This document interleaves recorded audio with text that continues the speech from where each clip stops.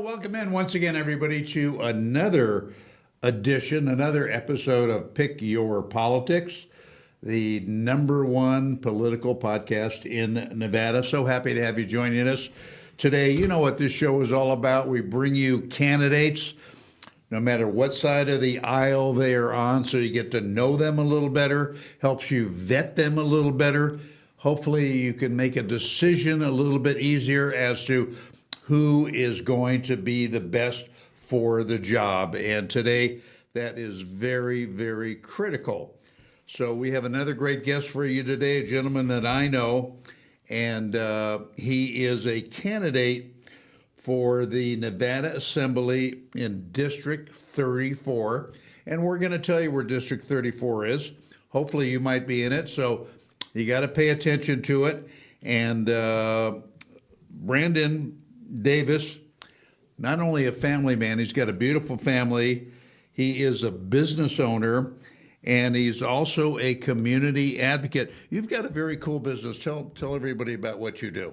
Yeah, because absolutely. you help other businesses in Las Vegas and Southern Nevada. Yeah, that's the biggest thing for about a decade. Have helped businesses, build their business and grow online using online assets like social media and search engines, and now AI platforms and websites and email and text, and building businesses in Southern Nevada to create more jobs, to put more food on the plate for families of hardworking Nevadans. Yeah. Now, I mentioned you were a community advocate. You do a lot in your community. You have both in school as well as the community itself. Some of the things that you do. Yeah, so sit on the board of nonprofits is a big one. I represent District E on the Clark County School District Attendance Zone Advisory Commission. So deeply involved in things in CCSD and creating the zones and boundaries for those students. I coach youth sports. Volunteer at nonprofits. So yeah, that's some of the different ways that I'm engaged in my community. I sit on the PTA at my kid's school. I'm on the SOT at my kid's school. So it's important for me to kind of be engaged with families and be involved in my kids' lives absolutely. Involved in the community. Absolutely. No, that's great. Do you ever have time to go to work? Yeah, barely. I'd like to be working on that golf swing like you. Yeah, thank you. Let me start off and ask you this, Brandon. How do you separate, if you had to yourself, from someone that would run against you? I know right now you are the only Republican in the race, but if somebody were to file, how would you separate yourself? I think the biggest thing is, again, for 12 years, I've lived in that district. I've volunteered at nonprofits in that district. Right. My kids, go to school in that district. I represent, various organizations in that district, coach youth sports in that district. Again, I'm heavily involved in that district and that neighborhood and that community. And so that's it. I mean, I think it's just the experience, the knowledge, the involvement, the dedication of leadership. Those are all specific, real, factual examples of why I'm absolutely the best candidate for that job. And I get to hear people at home saying, well, that's great, but tell us where District 34 is. Why don't you describe that? Yeah, so it's on the north boundary, it's Lake Mead. It goes down to Alta, over to Charleston. On the western part, we're at like Anasazi and Hualapai, and then the most eastern border is Jones. So a little bit of Summerlin North, the Tivoli Village, TPC, Summerlin, kind of that western area, and then it goes out east again all the way to Jones. Yeah, it's a great area. It's a great area. When you talk to people within the district, when you're walking the district, knocking on doors, talking to residents there, what are some of the standout concerns that they have today? Great question. The interesting thing is that, having run this race in 2024, we've talked to thousands and thousands of people in the district already. We've also, done polling. We've asked folks, and I've built my platform basically off of what they've told me, right? So we are focused on the issues that matter the most to them. So again, it's making sure our kids have a strong education. It's making sure that we are keeping costs low. That's a big deal right now. Healthcare costs, housing costs. There's various Nevada revised statutes that we can work on in the state legislature and create laws that are going to make things less expensive. Affordable. Yeah. Right. And so that's important. Safety is an important thing. They want to make sure that their communities are safe. Yeah. Creating jobs, that's important for a lot of folks Yeah. in the district. So those are all the things that I'm focused on. I've got specific bills that we're crafting now that we will bring to the Nevada legislature once elected that are going to bring relief to Nevadans immediately. And these That's are great. bipartisan bills that we'll be able to work with coalitions to get it done. No, that's great. That brings me to my next question. And I want to remind you, I was a little remiss when watching the show. Please do us a favor and like us. We're both very, I think, likable guys. Please share the show and also subscribe, if you will. When getting to Carson City, Brandon, what would you like to do first in terms of any legislation you'd like to propose? Yeah, I've got about a handful I'm crafting right now. One is creating a regulatory, expanding on the current regulatory sandbox that actually sunsetted. We had a regulatory sandbox is basically an area where businesses, innovative, whether it's in tech or in finance and healthcare, and a lot of different forward spaces can come in and start operating. Before they've got their kind of regulatory paperwork and their licensing done. It allows us to be able to move things faster and create innovative solutions that help people's lives, right? Yeah.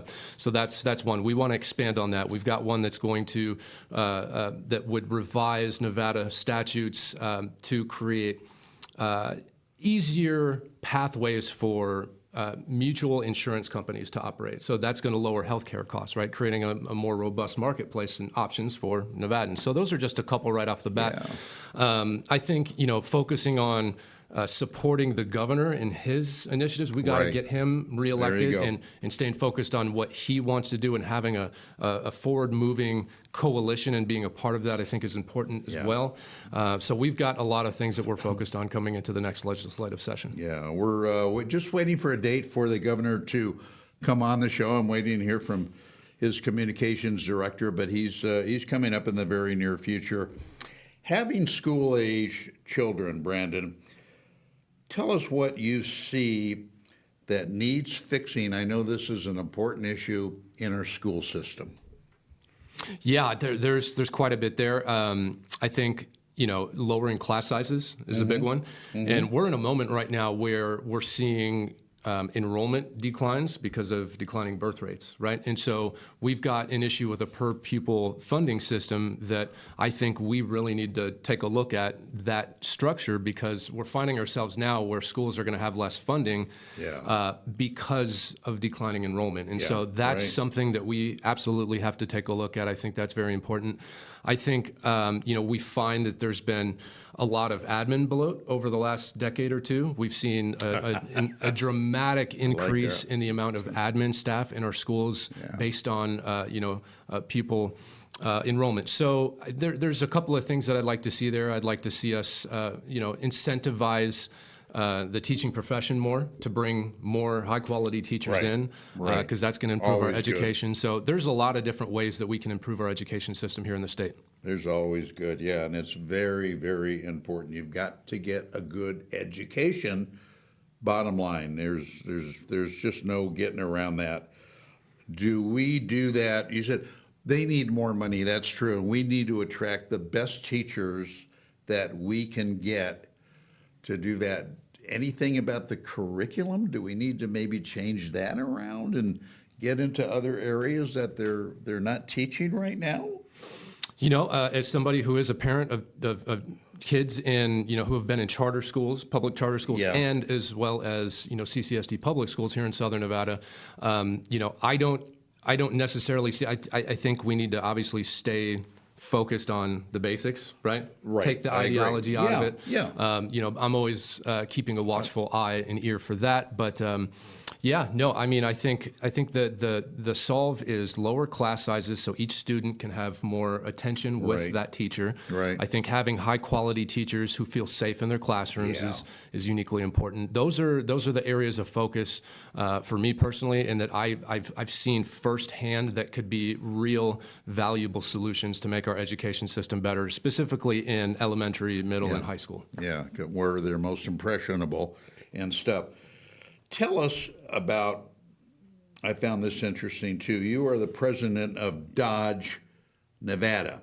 And for those of you that don't know what Dodge is all about, would you explain it? And what are your duties as president? Yeah, so there was, a conversation being had last year with Elon Musk, and what he was doing in Doge National is to go in and find wasteful spending. I think we know, and we have known, that our government can often be not super efficient, right? There can be waste, fraud, and abuse in government spending. And so there was that conversation being had nationally, but, early last year, I looked around and I asked questions and I talked with statewide leaders and I said, who is doing this in the state of Nevada? Where is that person that is looking for that? And then I started to learn that, while we've got the treasurer's office and we've got the state controller's office, there's really no forensic audits happening on our government spending on the state level. And so I said, that we need to have that. And so I created it. And so we created Doge Nevada. We created it as a 501c3 nonprofit to be able to be outside of the government system, right? Not bought and sold, completely outside, and to go in and analyze that financial data. So we were pulling millions and millions of transactions of state spending from every agency, from Department of Health and Human Services to the Department of Transportation, looking at every single piece, every dollar that's been spent in analyzing that. And so that was the point of that group, and that's the work that still continues today. Yeah. Come away with any great surprises that you found? Yeah, well, there was a lot of interesting things that we found in the transaction data, duplicate transactions that shouldn't exist. We found, and even just how money was being spent, whether it's, to have political agendas or, payments that were made to individuals that we found to be interesting. We found, things all over the state.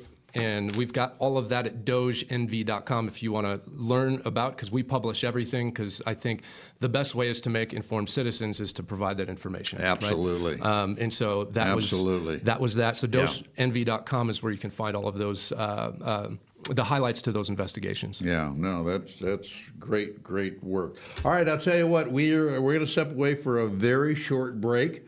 We come back, we're going to have finish the show with Brandon Davis, who is an assembly candidate for District 34. So don't be moving. We're going to be right back after this.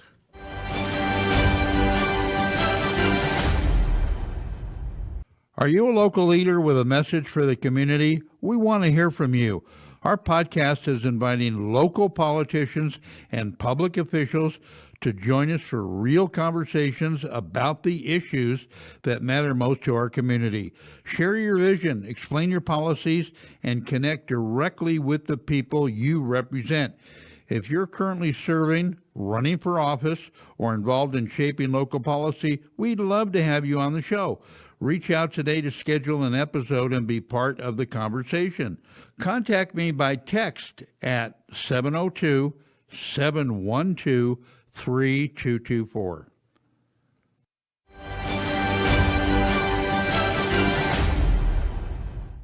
All right, I told you we would be right back, so hope you got some information on that, because again, if you would like to be on the show, just give me a text or give me a call and we'll see what we can do to get you scheduled just like Brandon Davis.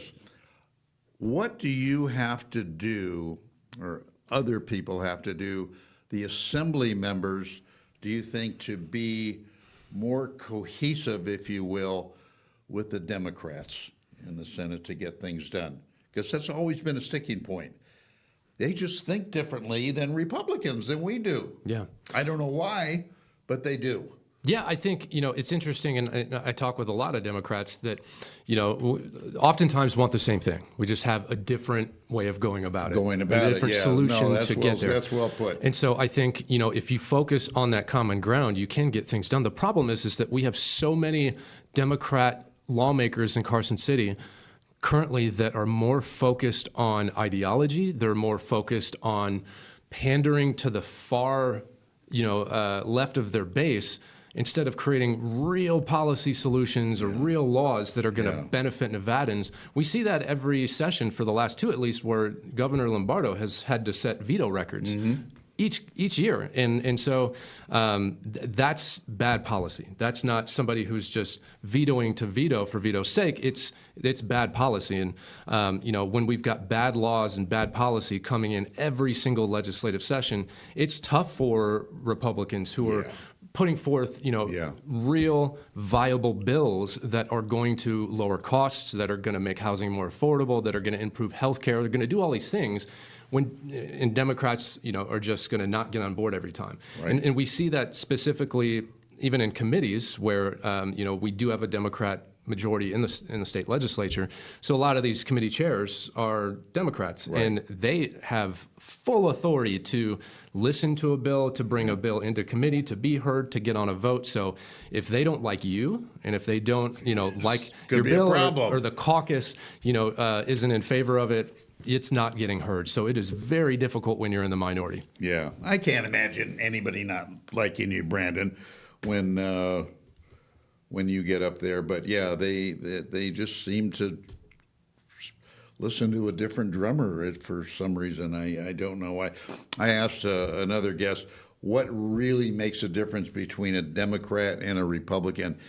Is it their philosophy? Is it the way they were brought up? Just their kind of thinking? It's kind of strange.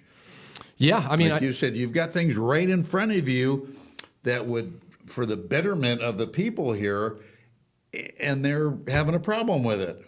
Yeah, I think at the end of the day, the way that I look at it is, us on the right, we feel like the individual is the best to be able to get that done. Right. Those on the left think the government is the best entity to get the job done. And so just basing it off of that simple, you've got two directions there, I think that explains a lot. You're right. And that's what being a Republican is all about. One of the things, smaller government. Yeah.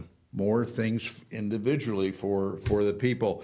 I mentioned last time, running for office, any kind of office, especially state office like Brandon, takes a lot of time, a lot of hard work, and a lot of commitment, but you can't get the job done. You need to raise money. That's just a fact of life. Yeah. So we hope that you are impressed enough to vet Brandon to the point you want to donate to his campaign. How could people do that? Yeah, they can go to the website, electbrandondavis.com. That's got links to be able to contribute to the campaign, to get involved, to volunteer. We're writing postcards, we're knocking doors, we're doing phone bank sessions. There's lots of ways that you can help. We've got social media platforms. There's even the address down in the bottom footer of the website that you can send a check if you need to. So lots of ways to get involved, lots of ways to help. And of course, 100% eternally grateful for every individual that helps us get this campaign done. Yeah, and again, could be $5, $10, $20, whatever you could afford. It all adds up, and it's everything is needed, no matter what size of the contribution, because that's just the fact of life. It takes money, and you want to make sure you get the best people in our government to do the best they can for our state. And that's just the way it is. What is the most important issue to you? There's a lot of them that you went through, but personally, what is the most important issue that you would like to see get resolved, get better, get changed? For me, with two young kids, it's education. It's education, yeah. And I think our entire state's future depends on us having a strong education. I think we've been so reliant on, tourism and gaming and the service industry that, we've got a large population that struggles with education. And so I think if we're going to diversify our economy, if we're going to be a destination, Clark County School District talks about being a destination district. If we're the state of Nevada is going to be a destination and continue to be a thriving state who has a strong economy, who has a great healthcare system, that has all these things, we have to have educated citizens. And so that's our healthcare system, everything for the future, is important to have a strong education system. So that's the roots, that's the foundation, right? And so I think that's the most important thing for sure. Yeah, other candidates have told me healthcare is just critical.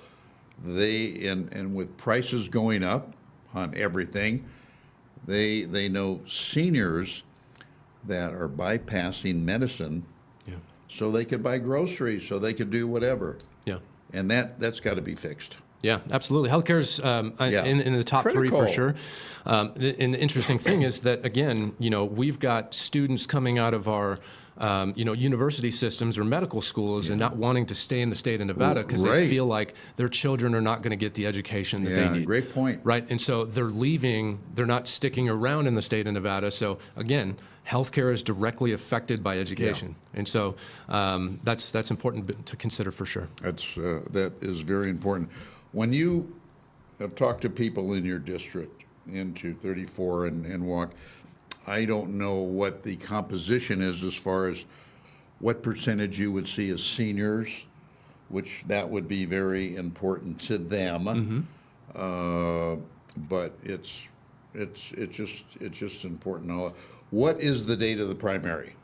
Date of the primary is the first week of June, Yeah. I believe. It's June 9th. That's the second week. So that is the primary. And again, the only Republican in the race now as of today. Today is the last day of candidate filing, so we'll see if anybody pops in there. But as of today, in this moment of recording, I'm the only Republican, so we will be focused on the general election, which is in November. Yeah, we do have an incumbent in the race right now, and she's got herself in a primary, which is going to be interesting to watch.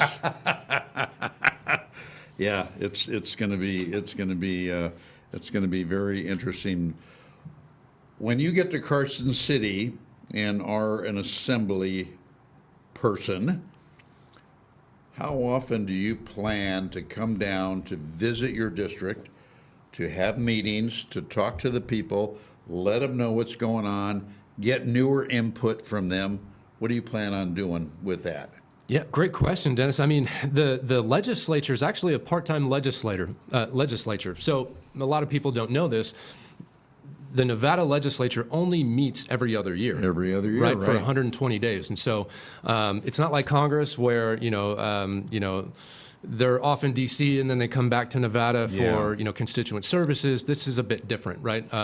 And to be honest, the Nevada state legislature, a lot of those lawmakers and electeds end up coming out of pocket to work that job, right? Well, that's true. And so they don't make a hell of a lot of money, folks. Yeah, there's not a lot of legislators that live in Southern Nevada that move up to the northern part of the state. They fly up on Monday and they fly back on Friday.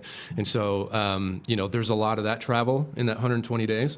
But to answer your question, keeping the constituents or the voters and people who live in the district informed is incredibly important. We'll do a lot of things like email newsletters and social media. We'll do regular town halls. We'll do things that keep the people involved. And unfortunately, the current incumbent in this district has not done any of that. We knock doors and there's people who don't know who this lady is. They have no idea what she's doing, her voting record. But we'll be making sure over the next several months before the November election that every single voter in the district of District 34 knows her voting record and knows how she was a failed first-year legislator. Yep. No, that's great. You got to stay informed. You got to know what your guy is doing, and he's got to be reachable. And I'm sure you're going to be reachable. Yeah, I'm reachable now. I'm out in the community. We're doing events, and we'll continue to do that once we're elected. Yeah. No, very, very, very important.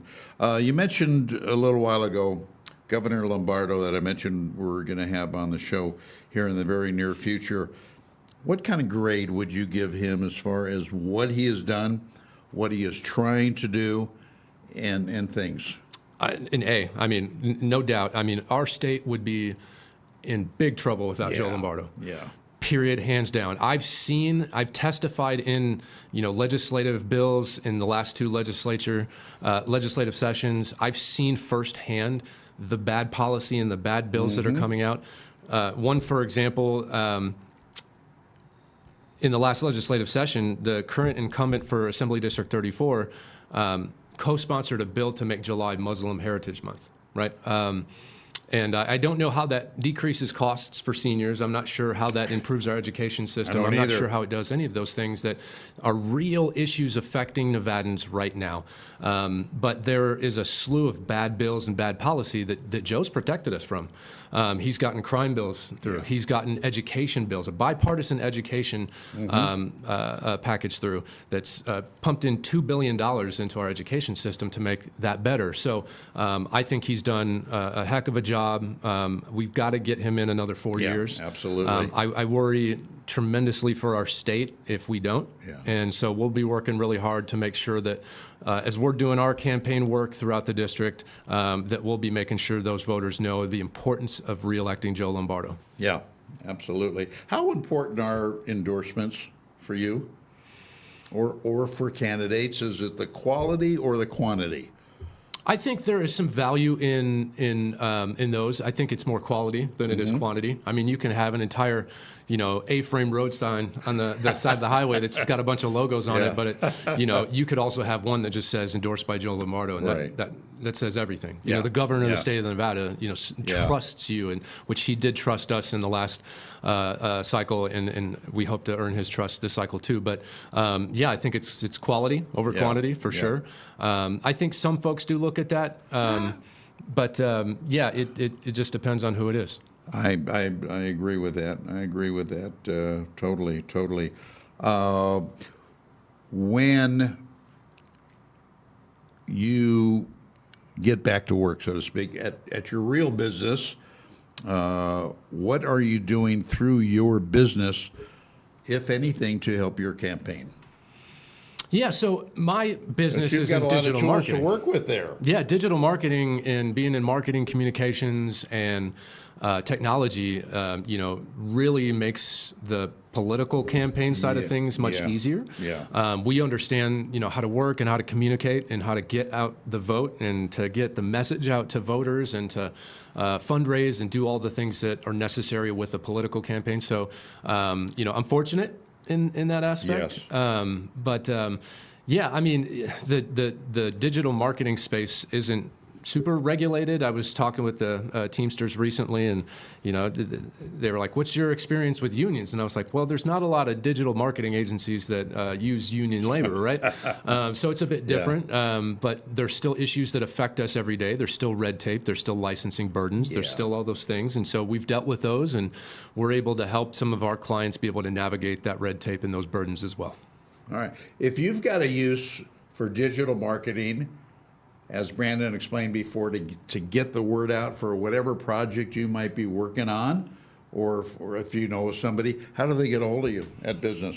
Your business. mngragency.com. So the name of the company is MNGR, just the short abbreviation for manager, and you can find it online and just reach out to us. We're going to have a conversation and see what makes the most sense for your business, and happy to have that conversation. Yeah, they'll let you Thanks know. for the plug, by the way. That's awesome. They'll let you know what they can do and how much it's going to cost you, which is going to be very reasonable, I'm sure. Anyway, Brandon, it was great to see you again. Best of luck.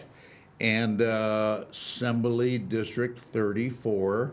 Again, enough information. Hopefully you could go out and vet Brandon, see what you like, see what maybe a couple of things you may not like. And again, if you feel positive, you could donate a few dollars to his campaign. Always looking for that. But the most important thing is, and I'm sure Brandon will agree, you got to get out and vote. I don't care what you do. You could sit home and do this and that and the other, but you got to get up and you got to get out and vote. So anyway, we'll see you in Carson, I'm sure.